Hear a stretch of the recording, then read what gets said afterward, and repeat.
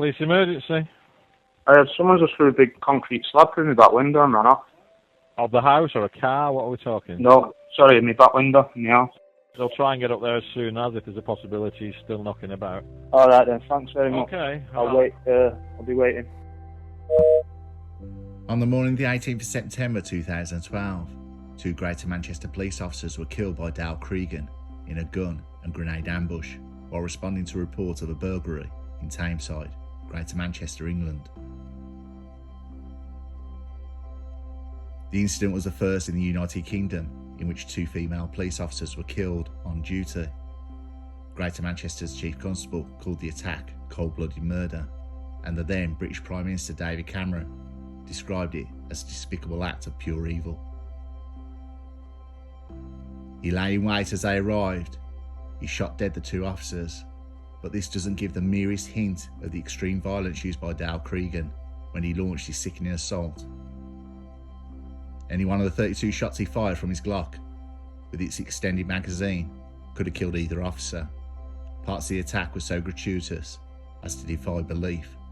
It shocked the nation. As he opened the front door to the Masonette in Abbey Gardens, Mottram in Longdale, to confront the approaching officers, he blasted them both in the chest.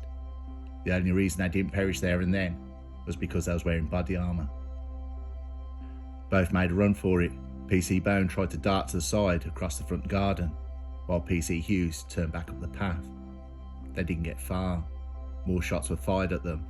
A shot to PC Hughes' back severed her spinal cord, and she collapsed paralysed to the ground.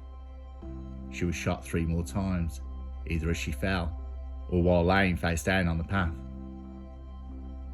Cregan then turned to PC Bone, who he had trapped in the front of the lounge window, through which he had seen the officers arriving. He fired another 24 shots at her.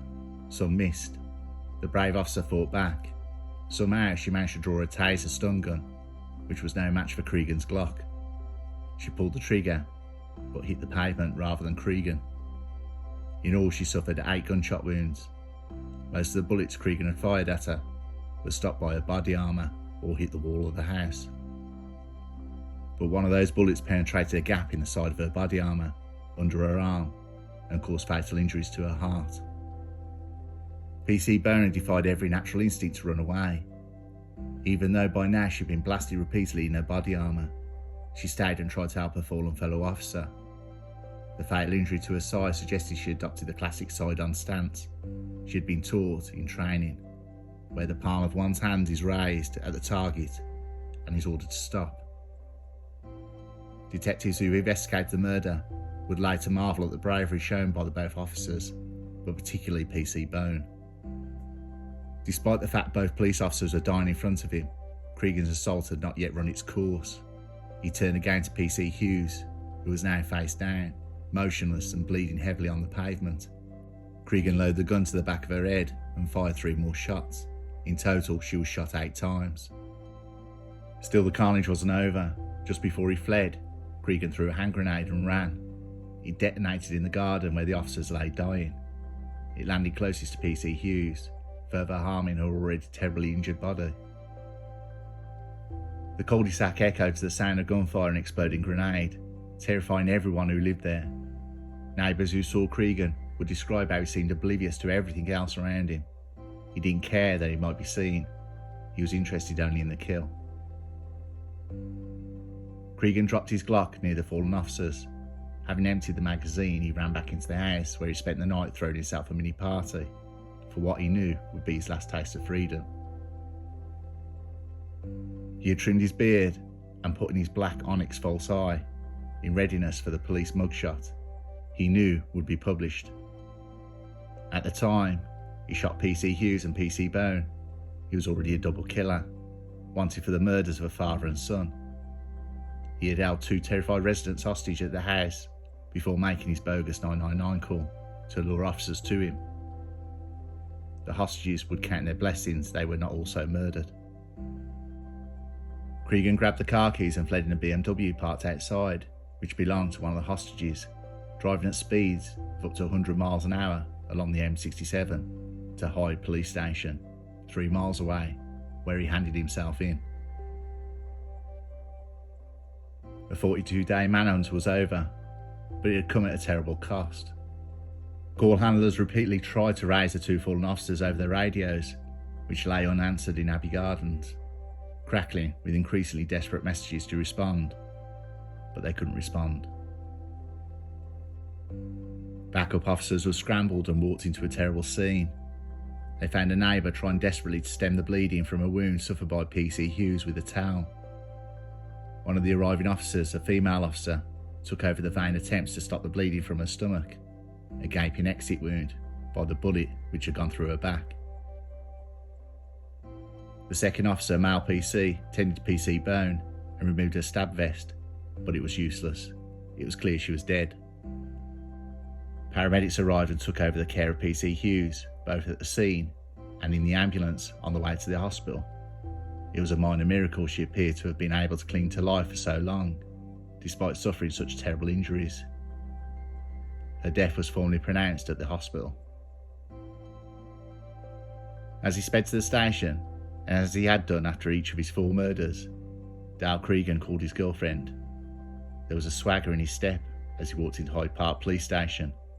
He appeared calm and casual when he walked to the front desk, telling the counter clerk, "I'm wanted by the police and I've just done 2 coppers." Cregan, still talking to his girlfriend on the mobile, held between his shoulder and ear, stretched out his arms and invited to be handcuffed. Asked whether he was armed, Cregan made a startling admission in his broad Manchester accent. "I dropped the gun at the scene and I've murdered the 2 police officers. You were hounding my family, so I took it out on yours." When he was arrested, Cregan admitted he let the grenade go off and expressed regret for the first and last time over his murder spree over the previous 5 months. He had not counted on killing 2 women. "Sorry about those 2 that have been killed. I wish it was men," he said. Late that day, a grim-faced chief constable confirmed the deaths of 2 of his officers, and a decade of grieving would begin. It was one of the force's darkest days, he said. It was the end of a summer of bloodshed. Months earlier, on May the 25th, 2012, Cregan had coolly walked into the Cotton Tree pub in Droylsden and shot dead amateur boxer and fellow criminal Mark Short, who was 23 years old. Cregan also wanted to kill his great rival David Short, who was 46 years old, Mark's father, but his main target was in the toilet at the time. When David Short returned from the loo, he sobbed as he cradled his dying son in his arms. He no doubt vowed revenge there and then. Cregan celebrated the assassination with friends by flying business class to Thailand for a holiday at the luxury Peace Resort. When he stepped off the return flight into Manchester, detectives were waiting and arrested him on suspicion of murder. He said nothing during the interview and was released on bail. Cregan lay low for a while and decided he had to murder his great rival David Short, the much feared and heavily convicted head of the Short family. Although David Short's partner denied it, evidence was heard in his subsequent trial that Short had threatened to take his revenge for his son's killing by murdering people close to Cregan. After watching Usain Bolt win Olympic gold in the 200 metres, Cregan made final preparations for the murder of David Short. On the morning of August the 10th, Cregan and his friend Anthony Wilkinson, who was said to have owed David Short £20,000 of drug money, gunned down their target at his home. Cregan threw a grenade onto the body for good measure. Wilkinson and Cregan had staked out Droylsden Cemetery, where David Short would visit his son's graveside 3 times each day, but changed their plans when he didn't turn up. Bare-chested David Short was unloading new chrome furniture from the boot of his car when he was attacked outside his home. Cregan and Wilkinson chased him through the house, shooting at him, desperately trying to get away. He collapsed behind the gate in the alleyway, where more shots were fired down upon him.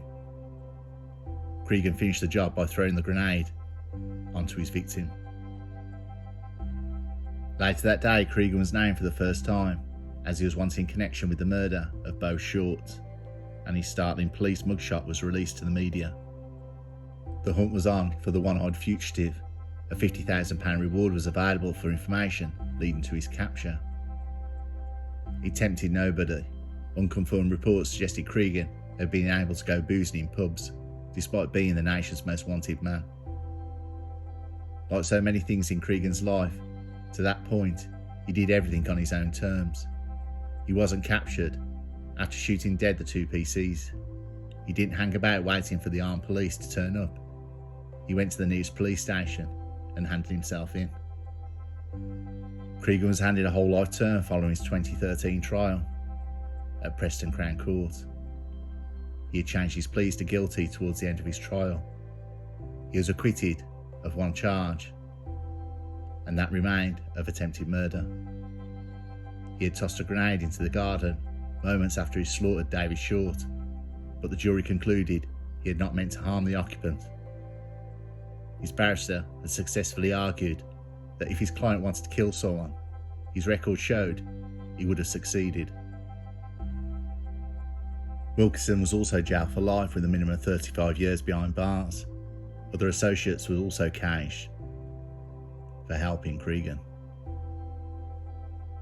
Cregan's gym buddy Luke Livesey, then 28, and career criminal Damien Gorman, 38, known as Scarface, were found guilty of playing their part in the murder of Mark Short and attempted to murder 3 others in the pub. They'd been in the car which ferried Cregan to the pub and took part in the clean-up operation afterwards. They were both jailed for life and told they must serve a minimum of 33 years. Jermaine Ward, then 24, a drug dealer known as Jam, was found guilty of playing a part in the murder of David Short in Clayton. He had been Cregan's getaway driver. Cregan had jumped into the rear of the getaway car with David Short's blood all over his body and celebrated with a fist bump with Wilkinson. Ward was jailed for life to serve minimum of 33 years. Mohammed Imran Ali, who was 32 years old from Chadderton, was found guilty of assisting an offender and was jailed for 7 years. Known as Irish Immy, he had driven Cregan, Wilkinson and Ward to their hideout in Leeds. Ali has long served his sentence, but sparked outrage for his efforts to set up a vigilante group in Chadderton, purportedly to tackle burglary and car crime. Leon Atkinson, a pal of Cregan from Ashton-under-Lyne, was found not guilty of murdering Mark Short. The Crown had alleged Atkinson had recruited Dale Cregan to commit the murder after his mother had been slapped 12 days earlier by a member of the Short family. He remained on the police radar, and earlier this year, Atkinson, 44, was jailed for playing a leading role in the international cocaine gang and laundering £10 million in dirty money. When cops arrested him, they found letters Cregan had written to him from prison in his bedside drawer. It was a truly shocking summer of violence in Greater Manchester, and before he killed the 2 police officers, Cregan had become a demonic figure. With his one good eye staring out from his police mugshot, feared not only by the public, but by police officers too. For years after the murders of the 2 PCs inside Greater Manchester Police, there was concern among some officers about the way the manhunt had been conducted. Some officers believe it was a height of folly to wind him up with daily visits to his mother. Cregan himself had said upon his arrest, "You were hounding my family, so I took it out on yours." These concerns about the manhunt only became public last year at the Continuing Employment Tribunal of former senior detective turned whistleblower Pete Jackson, who alleged he'd warned senior officers about the dangers of a provocative tactic of repeatedly visiting Cregan's mother, Anita, while he was a fugitive. He claimed he and other officers, and even a forensic psychologist, had warned about the dangerous misguided tactic of repeated police visits to Cregan's family. Greater Manchester Police is contesting this, as a string of other allegations by the whistleblower, who says he was passed over for promotion and sidelined after he made protected disclosures to bosses inside the force. Nicola's father, Bryn Hughes, was interviewed, and he said, "I feel personally that there wasn't much that could have been done. We know there was a manhunt. They had to do certain things. It would have been a different story if they hadn't done what they'd done and tried to find this person. It was a targeted ambush. For all intents and purposes, it was a routine call." There were 6 on the shift that day. All 6 of them could have been killed. It was so ferocious, they didn't even have time to react. The added "if" is the smallest word with the biggest consequences. I suppose if you sat alone and thought about these things, what if they'd done this? What if we'd done that? And what if this had happened? You could torture yourself every day.